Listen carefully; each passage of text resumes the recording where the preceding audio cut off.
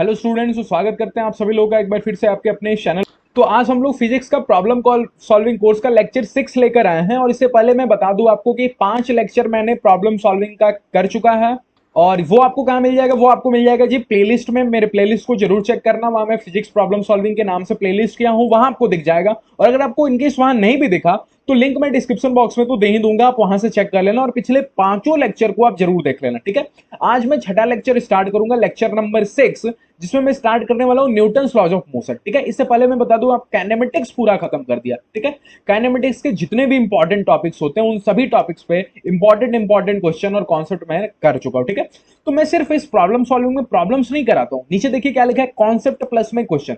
Concept भी बताऊंगा, आपको क्वेश्चन भी कराऊंगा। ठीक है, तो वो स्टूडेंट जिससे क्वेश्चन नहीं बनते फिजिक्स के, थ्योरी तो समझ में आ जाती है सर लेकिन क्वेश्चन नहीं बनते, आप बिलीव कीजिए मेरा एक कोर्स, जो कोर्स मैं लाया हूं प्रॉब्लम सॉल्विंग कोर्स, इसको आप फॉलो कीजिए। ठीक है, आपको अगर मजा नहीं आ गया और आपको फिजिक्स के क्वेश्चन सॉल्व नहीं हुए फिर आप बोलिएगा जी। ठीक है, तो चलिए स्टार्ट करते हैं बिना टाइम गवाए हुए। अगर चैनल पे पहली बार आया हो तो प्लीज चैनल को सब्सक्राइब कर देना, और वीडियो पसंद है तो नीचे लाइक बटन है, वीडियो को लाइक जरूर कर देना। ठीक है, वीडियो एंड तक जरूर देखना। ठीक है, तो चलिए स्टार्ट करते हैं। मैं आपको क्या करूंगा, कॉन्सेप्ट बताऊंगा और कॉन्सेप्ट से रिलेटेड क्वेश्चन कराऊंगा। ठीक है, तो सबसे पहला question Newton law of motion पे उम्मीद करता हूं मैं इतना कि आप सभी नियम तो यार 9th क्लास में पढ़ चुके हो, न्यूटन के क्या क्या नियम होते हैं, सभी नियम आप पढ़ चुके हो। ठीक है, F is equal to M A formula, ये सब भी आपको आता होगा, बेसिक चीजें। मैं क्वेश्चन बताता हूं जो जेई मेन में आपके पूछ सकता है, डब्ल्यू बी जेई में पूछ सकता है, बोर्ड एग्जाम्स में भी हालांकि पूछ सकता है, एनडीए का एग्जाम दे सकते हो उसमें भी पूछ सकता है, नीट के पेपर में भी पूछ सकता है, तो जो भी कॉम्पिटेटिव एग्जाम्स होते हैं उन सभी में पूछ सकता है। ठीक है, तो क्वेश्चन क्या है, सबसे पहला जो क्वेश्चन कॉन्सेप्ट है कि अलोंग द स्ट्रिंग, मैं लिखने जा रहा हूं along the string. Sir string क्या है? रस्सी वाला स्ट्रिंग, हाँ रस्सी वाला स्ट्रिंग। ठीक है, along the string the velocity remains constant, the velocity remains constant। अच्छा सर कॉन्सेप्ट तो मैंने लिख लिया। ठीक है, इस सभी को नोट्स आप करते जाइए, नोट बना के लिखते जाइएगा। ठीक है, कांस्टेंट, ठीक मतलब बराबर होते हैं, कांस्टेंट कहने का मतलब बराबर होते हैं। ठीक है, तो अब क्वेश्चन ले लेते हैं। ये क्वेश्चन दिया है और आपसे पूछा क्या है, आपसे पूछा है जी यहाँ पे कि आप v की वैल्यू बताइए, वेलोसिटी आप बताइए। ठीक है, तो चलिए वेलोसिटी की बात करते हैं। तो अभी मैंने ऊपर क्या लिखा कि along the string velocity remains constant. तो अगर आप इस v से पूछेगा कि v तुम्हारी रस्सी की तरफ रफ्तार कितनी है, तो v बोलेगा मेरा कंपोनेंट कर लो, एक कंपोनेंट इधर की तरफ आएगा, इसको तुम बोलोगे v cos 43 डिग्री। क्यों? क्योंकि यार थीटा के पास वाला जो होता है उसको cos बोलते हैं। ठीक है, और एक इधर की तरफ करोगे तब v बोलेगा अरे उधर वाला कंपोनेंट का मतलब ही नहीं। क्यों? क्योंकि आपको तो सिर्फ रस्सी की तरफ वाला अलोंग द स्ट्रिंग वाले से मतलब है ना, तो मैं तो दे तो दिया स्ट्रिंग के अलोंग वाला v cos 53 डिग्री, तो मेरे v sin 53 डिग्री से आप मतलब मत रखो। ठीक है, 20 से पूछो 20 तुम्हारा रस्सी की तरफ क्या होगा रफ्तार, तो 20 बोलेगा मेरा भी कंपोनेंट कर लो। ठीक है, तो 20 का एक कंपोनेंट इधर की तरफ जाएगा, हो जाएगा 20। अच्छा ठीक है, और एक कंपोनेंट इधर की तरफ आएगा। क्या ये वाला कंपोनेंट तो रस्सी की तरफ नहीं है? अरे रस्सी को थोड़ा सीधा ऐसे बनाओ ना, तो ये वाला कंपोनेंट रस्सी की तरफ तो नहीं है। तो अगर ये 37 डिग्री है तो ये भी तो 37 डिग्री वर्टिकली अपोजिट एंगल से हो जाएगा। ठीक है, तो एक कंपोनेंट इधर की तरफ जाएगा, दैट इज आपका 20 sin 37 डिग्री। मतलब नहीं है, 20 ने बोला कोई मतलब नहीं, क्योंकि आपको अलोंग द स्ट्रिंग से मतलब होनी चाहिए। ये हो गया आपका 20 cos 37 डिग्री। ठीक है, तो अब मैं पूछूंगा कि कौन कौन वेलोसिटी से आपको मतलब है, तो बच्चा जवाब देगा अलोंग द स्ट्रिंग वाले से। Sir along the string v cos 53 degree है, रस्सी की तरफ, अलोंग द स्ट्रिंग का मतलब रस्सी की तरफ। ठीक है, तो v cos 53 डिग्री है, पकड़ो v cos 53 डिग्री को, पकड़ लिया सर v cos 53 डिग्री। ठीक है, इसको बराबर कर देना है दूसरे वाले की स्ट्रिंग की तरफ वाली। तो दूसरा वाला जो वेलोसिटी है 20, इसका रस्सी की तरफ वाला रफ्तार क्या है 20 cos 37 डिग्री, तो बराबर कर दो 20 cos 37 डिग्री के। सॉल्व तो मैं बिल्कुल नहीं करूंगा इस प्रॉब्लम सॉल्विंग कोर्स में, ये आपको खुद से करना पड़ेगा ताकि टाइम बचेगा। ठीक है, तो ये पहला कॉन्सेप्ट था, बेसिक कॉन्सेप्ट था। ठीक है, इससे सवाल पूछ भी सकता है एग्जाम में आपके, नहीं भी पूछ सकता, लेकिन सीखने को आपको जरूरत है ये कुछ कॉन्सेप्ट। ठीक है, तो चलिए मूव करते हैं नेक्स्ट कॉन्सेप्ट पे। तो अभी भी मैंने जो कॉन्सेप्ट बताया उसके बेसिस पे आप ये बड़ा सा डरावना सा दिखने वाला सवाल कर सकते हो। इसमें आपको वेलोसिटी ऑफ v पूछा। ठीक है, तो अभी भी बुलाया अगर दो रस्सी दिख जाए v पूछ दे आपसे, तो बस कॉन्सेप्ट क्या लगाना है, along the string the velocity remains constant. ठीक है, रस्सी की तरफ वाली वेलोसिटी खोजो, 10 से पूछो, 10 से बकायदा पूछना है कि तुम्हारी रस्सी की तरफ वाली रफ्तार क्या। 10 बोलेगा यार यही रफ्तार तो रस्सी की तरफ है, रस्सी की तरफ वहीं तो मेरा 10 रफ्तार है, तो 10 को पकड़ लिया। ठीक है, इसको बराबर करना है, v से पूछो v तुम्हारा रस्सी की तरफ वाला रफ्तार क्या है, तो v जवाब देगा मेरा v का एक कंपोनेंट इधर की तरफ आएगा, ठीक है, और एक कंपोनेंट इधर की तरफ जाएगा। उम्मीद है अगर आपको दिमाग है तो आपको पता चल ही जाएगा क्या कि ये तो रस्सी की तरफ नहीं है, तो डिलीट कर दो इसको। ये है रस्सी की तरफ। तब तक इससे पूछो कि एंगल तो ये होगा 37 डिग्री, तो ये बोलेगा ये वाला कंपोनेंट हो जाएगा जी v cos 37 डिग्री, और यही है रस्सी की तरफ वाला। तो 10 को पकड़ो, v cos 37 डिग्री के बराबर कर दो, और उम्मीद है ये क्वेश्चन तो ये आप सॉल्व कर ही लोगे। ठीक है, तो देखो कितना डरावना सा क्वेश्चन है। कॉन्सेप्ट बस एक सा है, छोटा सा कॉन्सेप्ट है कि अलोंग द स्ट्रिंग वेलोसिटी को पकड़ो, उससे पूछो कि तुम्हारी कौन सी रफ्तार रस्सी की तरफ है, बस उसको बराबर कर देना जी। ठीक है, तो अब मूव करता हूं, मैंने 2 क्वेश्चन करा दिए, अच्छे क्वेश्चंस मैंने करा दिए। अब मूव करता हूं नेक्स्ट क्वेश्चन। तो नेक्स्ट कॉन्सेप्ट क्या कहता है? नेक्स्ट कॉन्सेप्ट आपको कहता है कि अगर मैं एक पुली कंसीडर कर लूं, मैं ज्यादा फोकस पुली वाले प्रॉब्लम्स पे करूंगा, वो आपके एग्जाम में पूछता है। कॉन्सेप्ट क्या है कि अगर ये वेलोसिटी ऑफ ए है, मतलब ए ऊपर की तरफ जा रहा है, ध्यान रहे बी भी ऊपर की तरफ जा रहा है, या यू बोलो दोनों की डायरेक्शन सेम है, इसकी भी और इसकी भी, दोनों वेलोसिटी की डायरेक्शन क्या है? सेम है। बोल देता हूं, मैं लिख देता हूं यहाँ पे, सेम डायरेक्शन। अगर कल को सर अपोजिट रहा तो सेम डायरेक्शन है, कल को मतलब सर अपोजिट रहा, एक सेम रहा एक अपोजिट रहा, तब माइनस लगा के सेम कर लेना। ठीक है, जैसे वीबी अगर नीचे है तो ऊपर कर लो यार वीबी को, बस माइनस लगा लो, फर्क थोड़ी पड़ेगा। वीबी अगर नीचे है, किसी भी मर्जी में ऊपर कर सकते हो, जब मर्जी करे ऊपर कर सकते हो, बस एक माइनस लगा देना। ठीक है, अब अगर इस पॉइंट की वेलोसिटी पूछे आपसे, ठीक है, लेट्स से इस पॉइंट, ये भी पॉइंट ऊपर की तरफ मैं मान लेता हूँ, ये है वेलोसिटी ऑफ पॉइंट मैं मान लेता हूँ। ठीक है, अगर ये हिंज्ड है, हिंज्ड कहने का मतलब बंधा हुआ है, वो कैसे दिखेगा सर? पुली को पकड़ो, ऐसे हिंज्ड जब भी होता है तो एक दीवार का ऐसे फोटो बनाएगा, ऐसे डायग्राम बनाएगा क्वेश्चन वाला, तो आप समझ लो इट इज हिंज्ड।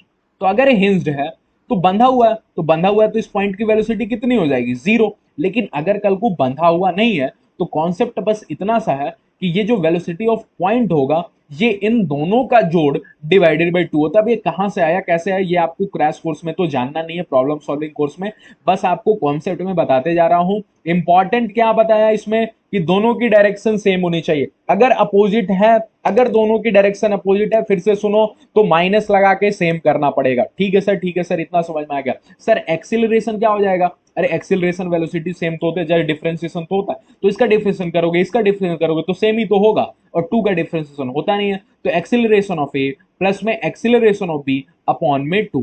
तो जो कहानी आपको एक्सीलरेशन, अच्छा सर एक मिनट एक मिनट एक मिनट, सर इंटीग्रेशन भी तो सेम होगा। एक बच्चन बोल सर इंटीग्रेशन भी तो सेम होगा, तो सर क्या मैं ये नहीं बोल सकता कि एक्स पी बराबर 2 एक्स ए प्लस में एक्स बी बाई 2? हाँ बिल्कुल बोल सकते हो, ठीक है, क्योंकि इंटीग्रेशन भी सेम ही होगा। ठीक है, तो ये नीचे वाला तो उतना काम में नहीं आता, लेकिन ऊपर वाले 2 बहुत काम में आते हैं। ठीक है, तो ये मैंने कॉन्सेप्ट बता दिया, इसको आप जरूर नोट आउट कर देना। ठीक है, इसको जरूर नोट कर लेना। आप बात करते हैं क्वेश्चन पे मूव करते हैं। ठीक है, आज ये क्वेश्चन पे मूव करते हैं।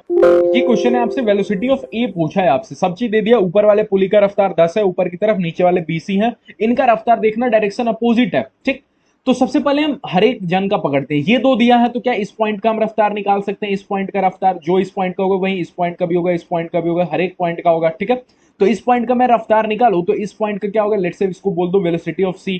तो अगर मैं वेलोसिटी ऑफ सी निकालू तो वेलोसिटी ऑफ सी क्या हो जाएगा?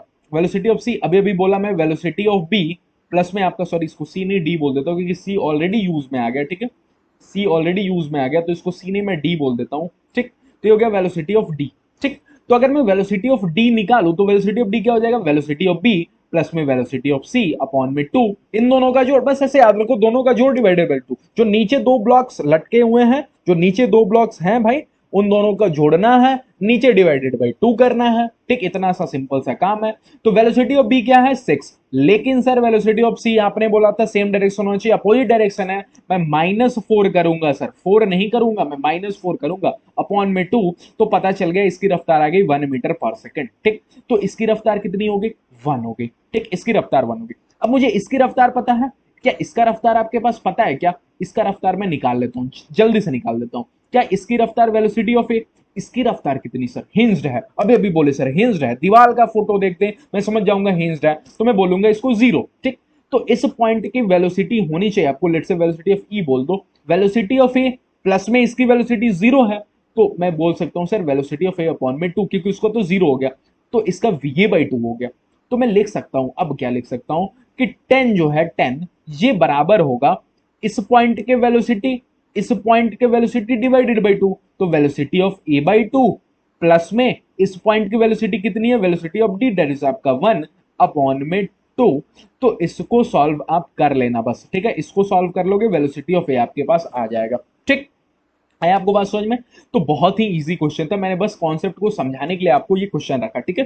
ठीक है, इस क्वेश्चन को कीजिए। इस क्वेश्चन में मैंने जो भी अभी तक दो कॉन्सेप्ट पढ़े उन दोनों क्वेश्चन कॉन्सेप्ट को मैंने मिला दिया, ठीक है। बहुत ही अच्छा क्वेश्चन है, आप इसको वीडियो को पॉज कीजिए, फिर आप इसको सॉल्व कीजिए, ठीक है।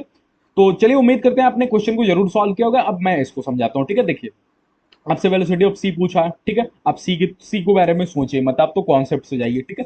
क्या आप इस पॉइंट की रफ्तार बता सकते हो? सर इस पॉइंट के बारे में मैं क्यों सोचूं? क्योंकि ये एक पॉइंट है जिसका आप रफ्तार बता सकते हो। क्यों? क्योंकि आपको इसका भी पॉइंट पता है, इसका भी पता है, ठीक। तो अगर दो का पता है तो किसी तीसरे का बता सकते हो। तो मैंने इसलिए सबसे पहले इस पॉइंट को टारगेट किया क्योंकि मैं इसका बता सकता हूँ, ठीक है।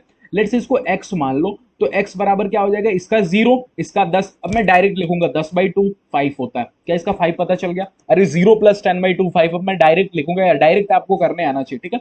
तो ये आपका 5 हो गया, ठीक। अच्छा सर, इस पॉइंट का भी मैं रफ्तार बता सकता हूँ। कैसे सर? इस पॉइंट का रफ्तार क्या हो जाएगा? इस पॉइंट का रफ्तार हो जाएगा वेलोसिटी ऑफ सी प्लस में आपका, सर फिर से गलती कर रहे हो, प्लस में नहीं सर, माइनस करो। क्यों? क्यों सर माइनस क्यों करे? क्यों माइनस करे सर? बच्चे ने बोला सर 4 नीचे है, ऊपर करोगे, डायरेक्शन सेम करोगे क्योंकि सी को आप मान चुके हो ऊपर, ठीक है। तो बी को भी अगर ऊपर करोगे तो सर बराबर -4 करोगे ना, डायरेक्शन उल्टा कर रहे हो तो -4 डिवाइडेड बाई 2, ठीक। तो अगर इस पॉइंट की 5, इस पॉइंट की वीसी -4/2, तो इस पॉइंट की कितनी हो जाएगी? इस पॉइंट की बच्चा जवाब देगा सर, अभी अभी बताया हो आप कि दोनों का जोड़ डिवाइडेड बाई 2, तो ये प्लस में आपका x, और x की वैल्यू कितनी आई है?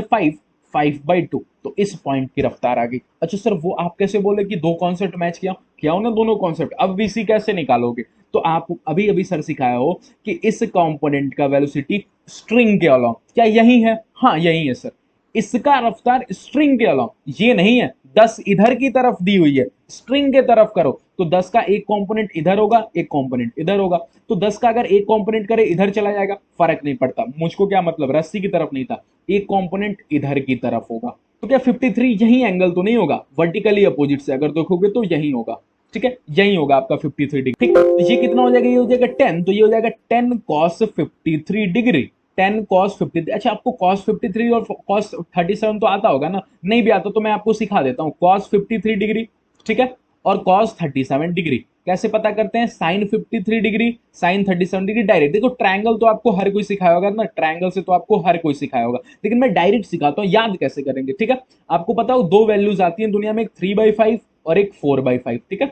किसी की वैल्यू 3/5 होती है, किसी की वैल्यू 4/5 होती है। अब आप जल्दी से बता दो 3/5 और 4/5 में कौन बड़ा है? अरे हर किसी को पता है 4/5 बड़ा है, ठीक है। 4/5 बड़ा है, 4/5 बड़ा है। तो आपको पता है जो साइन होता है ना, आप ट्रिग्नोमेट्री में, सॉरी ट्रिग्नोमेट्री बोल रहा हूं, आप मैथ्स में पढ़ोगे एओडी में कि साइन थीटा जो होता है इंक्रीजिंग फंक्शन होता है और कॉस थीटा डिक्रीजिंग फंक्शन होता है।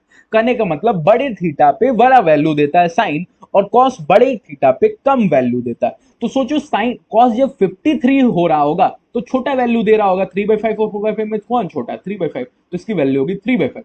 कॉस 37 छोटे पे बड़ा दे रहा होगा तो 4/5। साइन 53 डिग्री बड़े पे बड़ा देगा, साइन बड़े पे बड़ा, कॉस बड़े पे छोटा, ठीक है। तो साइन 53 बड़ा है तो बड़ा ही देगा, तो 4/5। साइन 37 डिग्री छोटा है तो छोटा ही देगा, दैट इज आपका 3/5। तो आपको वो ट्रायंगल बना के याद करने की जरूरत है क्या? नहीं ना। मैं बोल देता हूँ साइन थीटा क्या है? इंक्रीजिंग, बड़ा पे बड़ा, बड़ा पे बड़ा वैल्यू देगा, ठीक है। बड़ा थीटा रखोगे तो बड़ा वैल्यू मिलेगा। इसलिए आपको पता है साइन 60 डिग्री क्या होता है? साइन 60 डिग्री आपको होता है √3/2, और साइन 30 क्या होता है? 1/2, ठीक है। तो छोटे पे छोटा देगा और बड़े पे आपको बड़ा देगा। cos 3 बड़े पे छोटा देगा, बड़ा पे छोटा, उल्टा चलता है ये, ठीक है। डिक्रीजिंग फंक्शन बोलते हैं इसको, जब एओडी में पढ़ोगे मैक्सिमम मिनिमा, और सॉरी मोनोटोनिसिटी, तो उसमें आप पढ़ोगे, ठीक है। तो उम्मीद है आपको पता चल गया होगा, ठीक है।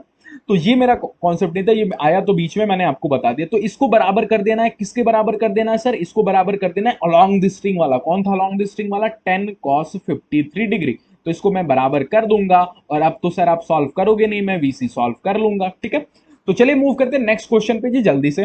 अब इस क्वेश्चन पे कंसीडर करते हैं, ठीक है। ये क्वेश्चन आपका, ये क्वेश्चन थोड़ा सा मतलब अब ये मेथड चेंज हो गया। अब उस मेथड से क्वेश्चन सॉल्व नहीं होगा। क्यों उस मेथड से क्वेश्चन सॉल्व नहीं होगा? एक तो आपको दिख गया होगा यार इतने सारे पुलियां, तो वो मेथड से तो बहुत ही ज्यादा डिफिकल्ट हो जाएगा, और वो मेथड लग भी नहीं पाएगा यहाँ पे। क्यों? क्योंकि यार जिस भी पॉइंट की आपको वेलोसिटी बतानी होती थी, मतलब जिसमें फॉर्मूला लगता था VP is equal to VA plus में वीबी अपॉन में 2, ठीक। वो पॉइंट या तो हिंज्ड होता था, अगर आप ध्यान से नोटिस किए होगे, या तो वो हिंज्ड होता था। देखो यहाँ पे, जैसे यहाँ पे अगर मैं बात करूं, इस वाले केस में बात करूं, तो वीपी हिंज्ड नहीं है, ठीक। तो फॉर्मूला से अपन वीए प्लस में वीबी अपॉन में 2 कर लिए, ठीक है। लेकिन इस वाले केस में क्या था? इस वाले केस में क्या था? हिंज्ड नहीं था, तो किसी पुली से कनेक्टेड था, ठीक है। लेकिन इस वाले केस में ध्यान से देखना, हिंज्ड नहीं है तो किसी ब्लॉक से कनेक्टेड है, जिस ब्लॉक की रफ्तार है, ब्लॉक रुका हुआ होगा चलेगा। लेकिन मैं क्या लिखता हूं, कॉन्सेप्ट क्या लिखता हूं कि अगर अगर पुली अगर पुली का वह वाला पॉइंट, वह पॉइंट जिससे वो हिंज्ड होता था, वह वाला पॉइंट, वह पुली का वह वाला पॉइंट, वह वाला पॉइंट, ठीक, जो हिंज्ड रहता था, इसको आपको पढ़ने की जरूरत है। जी मैंने क्या लिखा, अगर पुली का वह वाला पॉइंट, जैसे यहां पे क्या है, बी वाले को ध्यान से देखो, ठीक है, वह वाला पॉइंट जो कि हिंज्ड रहता था, वह किसी ब्लॉक से कनेक्टेड हो जाए, ठीक है, हो जाए यहां पे लिखना चाहिए था, हो, जो मैंने लिख दिया हो जाए। और वो भी कौन से ब्लॉक से, उस ब्लॉक की खासियत क्या होनी चाहिए कि वो मूव कर रहा हो, नहीं मूव कर रहा हो तो हो सकता था उस वाले मेथड से लग जाए, लेकिन मूव कर रहा हो then use add and subtract method. तो ये तो मैंने कंडीशन बता दिया कब इस मेथड का यूज करेंगे। अब ध्यान से देखिए, ये ऐड एंड सब्ट्रैक्ट मेथड क्या होता है sir, add and subtract method क्या होता है, तो ऐड एंड सब्ट्रैक्ट मेथड का पहला नियम होता है कि mark all the all the all the points, mark all the points, या मैं बोल सकता हूं mark all the point, junction point में बोल सकता हूं। जैसे इस केस में मैं कंसीडर करूं तो सभी पॉइंट को मैं मार्क करूंगा, तो सबसे पहले ये वाला पॉइंट है जो मूवेबल हो सकता है, मैं यहां पे लिख सकता हूं mark all the points which can be movable, can, जो मूव कर सकता है, जरूर नहीं कर ही रहा हो, विच कैन बी मूवेबल, ठीक है, विच कैन बी मूवेबल, जो मूव कर सकता है, ठीक है।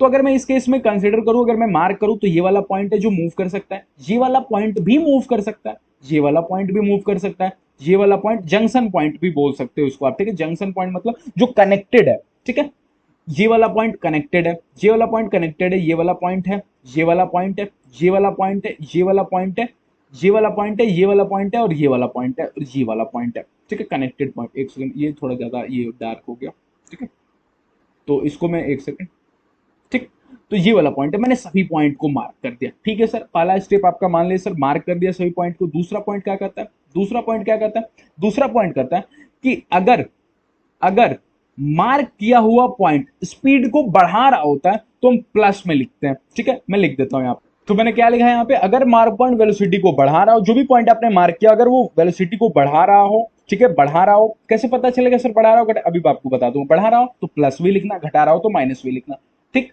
तो अब देखते हैं ये वाला वीए की बात करते हैं, वीए को, तो ये ऊपर जा रहा है ब्लॉक, तो सोचो अगर इस पॉइंट, ये पॉइंट ऊपर की तरफ मैं कर दूं, अगर ये पॉइंट ऊपर की तरफ कर दूं तो रस्सी की हाइट कम हो गई कि बढ़ गई, ठीक है, रस्सी की हाइट, मैंने यहाँ पे क्या लिख दिया, सॉरी मुझे यहाँ पे लिखना चाहिए था, मुझसे यहाँ पे गलती हो गई, sorry for that mistake, string को बढ़ा रहा हूँ, वेलोसिटी को बढ़ाना है तो स्ट्रिंग को बढ़ा, मतलब स्ट्रिंग की लेंथ को बढ़ा रहा हूँ। सोचो अगर ये पॉइंट ए ऊपर की तरफ ब्लॉक मूव कर रहा है, तो ये वाला पॉइंट उठ के यहां से यहां पे सोचो, ऊपर की तरफ सोचो, तो सोचो स्ट्रिंग बड़ा हुआ कि छोटा हुआ, छोटा हुआ ना, तो मैं इस 5 को लिखूंगा -5।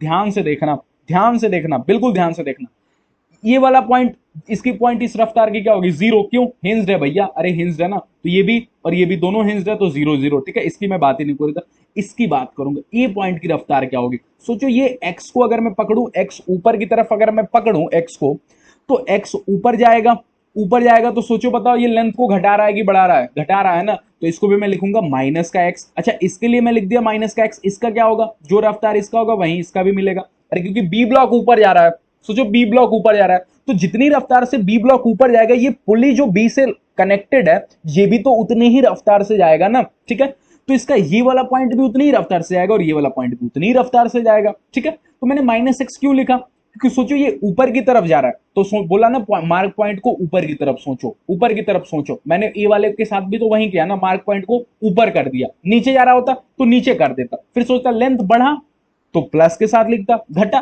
तो माइनस के साथ लिखा, तो -x, और इसका भी क्या हो गया, इसका भी हो गया -x, तो मैं लिख दिया -x, ठीक। अब मैं इसकी बात करता हूँ, इसकी बात कुछ देर बात करूंगा, अगर इसकी कर लेता हूँ, ठीक है, इस सी की कर लेता हूँ, तो सी का मार्क पॉइंट को नीचे करके देखो, अगर मार्क पॉइंट, अरे क्योंकि नीचे आ रहा है ना, ब्लॉक नीचे आ रहा है, तो अगर मार्क पॉइंट को नीचे किया, जो पॉइंट मार्क किया उसको नीचे किया, तो सोचो लेंथ बढ़ा ना स्ट्रिंग का, तो बढ़ा तो मैं क्या लिखूंगा, प्लस का 2 लिखूंगा, प्लस का क्या लिखूंगा, 2 लिखूंगा। अब सोचो इसका 3, तो ये इधर की तरफ 3 जाएगा, इधर की तरफ 3, अरे ये पुली ऊपर की तरफ 3, तो ये ऐसे 3, ठीक है, ये ऐसे करते हुए नीचे की तरफ ये 3 बनेगा, तो अगर इसका रफ्तार नीचे की तरफ 3, तो इन दोनों का भी क्या हो जाएगा, नीचे की तरफ 3, ठीक है। तो इस वाले रस्सी पे नहीं लगा, इस वाले रस्सी पे क्यों, क्योंकि स्ट्रिंग चेंज हो गया ना, और मैंने नोट बनाया क्या लिखा कि एंड एंड सब्ट्रैक्ट मेथड सिर्फ एक ही स्ट्रिंग पे लगेगा, तो इस वाले पे नहीं लगा, क्यों, क्योंकि भैया मैंने आपको पहले ही बता दिया कि क्यों, ये अलग स्ट्रिंग हो गया, सिर्फ इस वाले स्ट्रिंग पे लगेगा, एक ही स्ट्रिंग को पकड़ के उसी पे ऐड एंड सब्ट्रैक्ट मेथड लगाएंगे। ये अलग स्ट्रिंग हो गया, ये भी अलग स्ट्रिंग हो गया आपका, तो इस पे मैंने नहीं लगा, ठीक है। तो ऐड एंड सब्ट्रैक्ट मेथड सिर्फ एक ही स्ट्रिंग पे लगेगा। एक लास्ट क्वेश्चन लेंगे अपन, उसके बाद इस मतलब इसको एंड कर देंगे। ये क्वेश्चन है आपका और इसमें आपका वी पूछा है, ठीक है। अब सर कैसे सोचे कि कौन वाले मेथड से करें, आपने दो दो मेथड बता दिया, इसको ऐड एंड सब्ट्रैक्ट वाले मेथड से करें या वी दोनों का जोड़ डिवाइडेड बाई 2 वाले मेथड से करें। तो अभी भी मैंने आपको बताया कि वो वाला पॉइंट यहीं पे लिखा था ना कंडीशन, अगर पुली का वह वाला पॉइंट जो हिंज रहता था वह किसी ब्लॉक से कनेक्टेड हो जाए जो कि ब्लॉक मूव कर रहा हो, तो देखो यार ये वाला पॉइंट क्या यही वाला तो नहीं था, ठीक, ये वाला हिंज रहता था ना, ये कनेक्टेड है आज के दिन ब्लॉक से, देखो ये भी कनेक्टेड है आज के दिन ब्लॉक से, ब्लॉक मूव कर रहा है, ऐड एंड सब्ट्रैक्ट मेथड, ठीक है। कौन सा मेथड यूज करेंगे, ऐड एंड सब्ट्रैक्ट मेथड। क्या करते हैं ऐड एंड सब्ट्रैक्ट मेथड में, सबसे पहले क्या करते हैं, mark all the points which can be movable. तो आइए मार्क करते हैं, क्या ये वाला पॉइंट है, बिल्कुल है सर, क्या ये वाला पॉइंट है, बिल्कुल है सर, क्या ये वाला पॉइंट है, बिल्कुल है सर, क्या ये वाला पॉइंट है, बिल्कुल है, लेकिन नहीं मार्क करूं, क्यों, अलग स्ट्रिंग हो जाएगा, एक ही स्ट्रिंग पे लगता है, नोट बना के लिखा हूं, ऐड एंड सब्ट्रैक्ट मेथड सिर्फ एक ही स्ट्रिंग पे लगता है, ठीक है। ये वाला हो गया, ये वाला हो गया सर, ठीक है, और ये वाला पॉइंट हो गया सर, ठीक है, इसके अलावा कोई पॉइंट नहीं है, ठीक। अच्छा सर ये वी से जा रहा है ना, तो ये भी आपका वी से ही जाएगा, ठीक, ये भी आपका वी से ही जाएगा, ठीक। ये 10 से जा रहा है तो सर ये वाला पॉइंट भी 10 से जाएगा। अच्छा इस पॉइंट की रफ्तार कितनी होगी सर, हिंज्ड है 0, तो इसकी भी कितनी होगी 0। अच्छा सर ये वाला किसने से जाएगा, ये वी से जा रहा है तो रस्सी का हर पॉइंट वी से, तो ये भी वी से इधर की तरफ जाएगा। अब आइए, क्या ये वाला जो मार्क पॉइंट है ये वाला रस्सी के लंबाई को घटा रहा है कि बढ़ा रहा है, जस्ट आगे करके सोचो, आगे। तो इसको अगर मैं कंसीडर करूं, इस वाले पॉइंट की रफ्तार कंसीडर करूं, तो ये लंबाई बढ़ा रहा है कि घटा रहा है, बढ़ा रहा है। सोचो इधर इमेजिन करो, इधर इमेजिन करो, ठीक है, एक बार और मैं इसको समझा रहा हूं, इधर इमेजिन करो, ठीक है। तो अगर मैं इधर इमेजिन करूं, इधर जाता हूं तो घटा रहा है, ठीक है, तो इसको मैं लिखूंगा माइनस का भी, ठीक। इसको क्या लिखूंगा सर, इसको क्या लिखूंगा, ये भी घटा रहा है, इधर की तरफ जाएगा तो घटाएगा माइनस का भी, ठीक। इस पॉइंट की रफ्तार की बात करूं तो इसका 10 है, इसका भी 10 होगा, इसका क्या हो जाएगा 10, इसका भी 10, ये घटा रहा है कि बढ़ा रहा है, बढ़ा रहा है, तो प्लस का 10, ठीक। ये क्या करेगा, इधर जाएगा, रस्सी को बढ़ाएगा, प्लस का 10, ठीक है। ये क्या कर रहा है, बढ़ाएगा, इधर जाएगा तो बढ़ाएगा, प्लस का 10। बस आप, अगर आपको दिमाग काम नहीं कर रहा है बढ़ाएगा कि घटाएगा, तो जस्ट मैंने बोला मार्क पॉइंट को उधर की तरफ शिफ्ट करके सोचो, ये इधर जा रहा है तो मार्क पॉइंट को यहां से उठाओ, यहां पे शिफ्ट करो, तो इतनी लंबाई तो बढ़ गई ना रस्सी की, ठीक है। ये इधर जा रहा था तो सोचो मार्क पॉइंट को इधर करो, तो इधर चला गया तो रस्सी इतनी कम हो गई, अरे इतनी रस्सी थी टूट गई, खत्म हो गई, तो कम हो गई ना, अब सिर्फ इतनी रस्सी ही बची, सिर्फ इतनी रस्सी ही बची, तो लेंथ कम हो गई, ऐसे आप सोच सकते हो, ठीक है। और इसकी कितनी हो जाएगी, इसकी रफ्तार कितनी हो जाएगी, 0, हिंज्ड है, ठीक, इज इक्वल टू 0, क्योंकि आपका माइनस का 2v प्लस का 30 इज इक्वल टू 0, तो यहाँ से v कितना हो गया, यहाँ से v आ गया 15 मीटर पर सेकंड, तो ये तो मैंने आंसर भी निकाल दिया, v is equal to 15 metre पर सेकंड, ठीक है। तो एंड करते हैं आज का सेशन यहीं पे, मिलते हैं नेक्स्ट पार्ट में, न्यूटन्स लॉस ऑफ मोशन को कंटिन्यू करेंगे। तो आज के वीडियो में तो मैंने कंस्ट्रेंट मोशन पूरा आपका कंप्लीट कर दिया, मतलब जो भी क्वेश्चन बन सकते थे इसमें बेसिस जो भी क्वेश्चन होगा आप अपने बुक से सॉल्व कीजिएगा, ठीक है। इसके अलावा कोई कॉन्सेप्ट नहीं होता है जिससे आपका क्वेश्चन सॉल्व होगा, जो भी कॉन्सेप्ट था मैंने बता दिया, ठीक है। तो वीडियो पसंद आया हो तो प्लीज इसको लाइक कर देना, प्लेलिस्ट को चेक कर देना, बचे हुए जो भी 5 लेक्चर है उनको जरूर देखना, ठीक है। और चैनल पर पहली बार आए हो तो प्लीज इसको सब्सक्राइब कर देना, अपने दोस्तों के साथ भी वीडियो को शेयर करना, ठीक है। तो चलिए मिलते हैं अगले पार्ट में, अगले पोर्शन में, ठीक है। इसी मतलब क्रैश कोर्स का अपना 7th लेक्चर लेके आएंगे, उसमें बात करेंगे, ठीक है। तो तब तक के लिए धन्यवाद, थैंक यू।